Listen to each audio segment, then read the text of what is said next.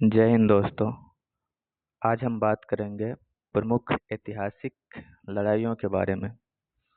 तो पहला है हमारा तराइन की पहली लड़ाई, जो कि वर्ष 1191 में हुआ था, मोहम्मद गौरी और पृथ्वीराज चौहान के बीच में।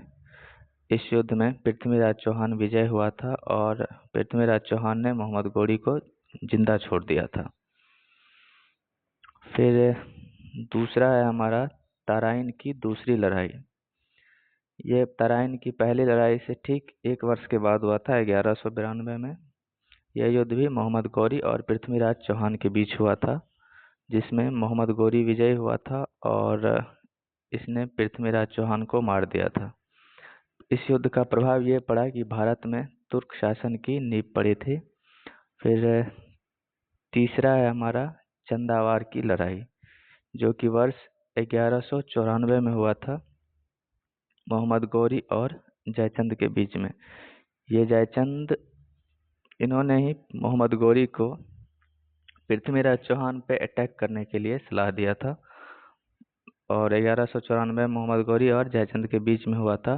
इस युद्ध में मोहम्मद गौरी विजयी हुआ था और प्रभाव ये पड़ा कि भारत में ग्रहवाल वंश का अंत हो गया। तो इस तरह से हम कह सकते हैं ग्रहवाल वंश का अंतिम शासक जयचंद था। फिर चौथा है हमारा पानीपत की पहली लड़ाई, जो कि वर्ष 1526 में हुआ था, बाबर और इब्राहिम लोदी के बीच में। इस युद्ध में बाबर विजयी रहा था और भारत में मुगल वंश की नींव पड़ी थी।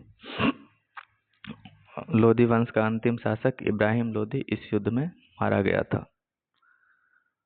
फिर पांचवा है हमारा पानीपत की दूसरी लड़ाई, जो कि वर्ष 1556 में हुआ था, अकबर और हेमू के बीच में।